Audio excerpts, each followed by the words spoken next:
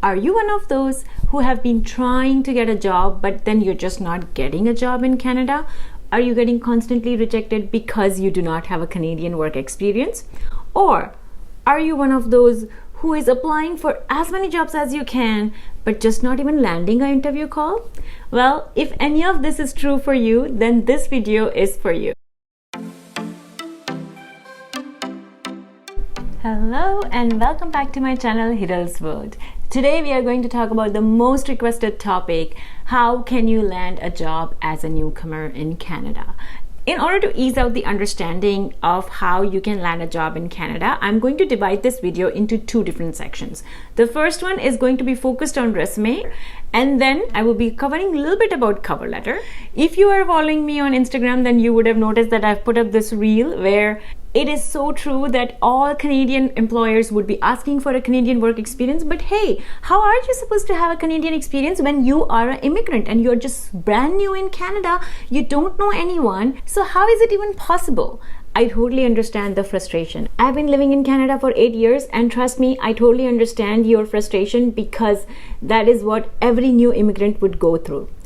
So first is resume tips. The first thing is about the length of the resume. How long should your resume be? Should you be putting in all these graphics and everything? Because many countries such as France, if you're applying for a job in France, then you definitely need just a one-page resume that is very concise and looks very interesting. So you can become a little more creative.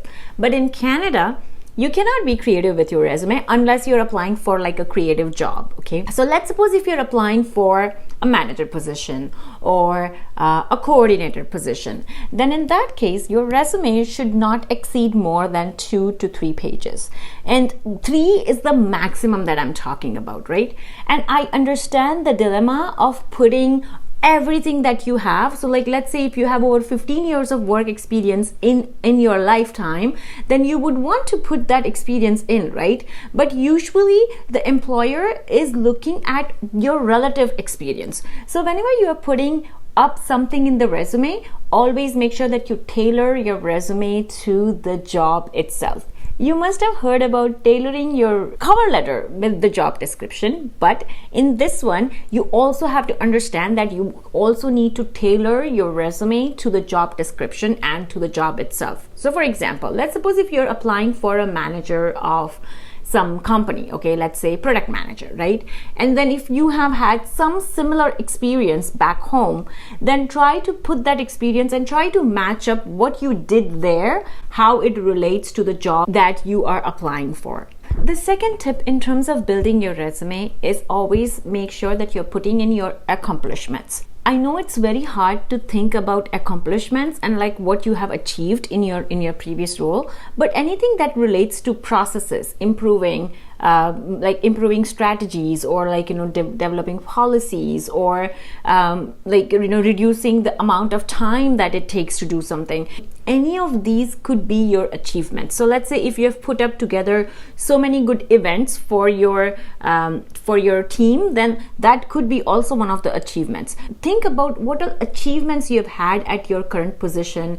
Maybe putting in some of the statistics would also help. So for example, bringing the error rate down from so and so to so and so, and make sure that you know how to measure it, because sometimes employers will ask you questions related to that. Oh, how did you measure this? What did you do? What was your API, and etc, etc. So make sure that you also put that in. Now I know that many of my student population will be like, wait a sec, I don't have any job experience. What do I put in? So as a fresher, you can also put in your leadership experience, your volunteering experience, that you have worked as how successfully you have worked as a part of a team, etc, etc. So make sure to sit down and take some time to measure your accomplishment in your previous jobs and try to put that in.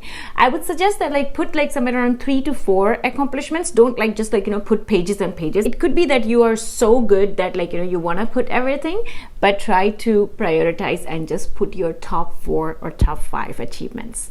Then comes the question of, should you put in your education first or should you put in your experience first? Well, it really depends on how you want to structure your resume. I am going to share a few of the sample resumes with you, so feel free to structure it. Usually I would say that it depends on what kind of role you're applying for. So let's say if you're a fresher, then you might want to put in your educational achievements first. And then if suppose you're applying for like a higher level position, you've already had so much experience in your life, then you might want to put in your work experience first. Now, when it comes to building your resume and when you're putting in your experience, just don't put the title, right? Tell the employer what you have worked on. So usually people would prefer somebody who has had a similar level of experience, and not only in the position but also in terms of job duties. So let's suppose if you're applying for a product manager, and if the job description says that you have to do the marketing, or you have to handle the team of marketing, etc., etc.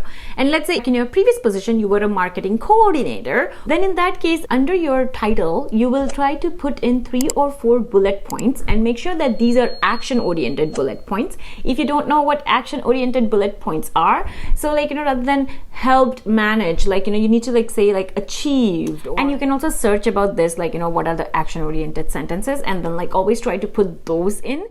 Great, so now let's start with the cover letter. Now comes the cover letter. I think the cover letter itself will take me at least 2 hours to explain how you can tailor it according to the job. But avoid copy pasting from Google. Make sure that you research about the company when you're developing a cover letter, because it's very important to put in exactly what the company is all about. If you know the hiring manager's name, which nowadays you can very easily find out, right? You just go on LinkedIn, look up who is in that position, which position it reports to, etc., etc., and try to address the cover letter to a person who is a hiring manager. And always make sure that your cover letter doesn't go beyond 1 page, but you have to make sure that you are putting in those basic things that the job description is asking for. So for example, let's say if you're applying for a managerial role in which they are looking for somebody who can hire, train, and manage staff. So in your cover letter, you will very clearly highlight in which position, what you did, and how that can relate to